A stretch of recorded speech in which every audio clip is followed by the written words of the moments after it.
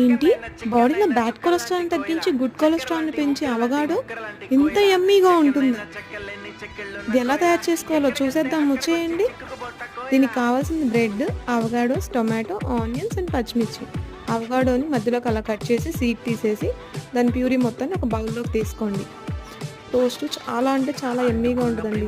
నేను చెప్తున్నాను గదా! ఒక్కసారి ఇలా ట్రై చేసి చూడండి నేను చెప్పిన విధంగా. ఎప్పుడు దాన్ని ఇంక వదిలిపెట్టరు.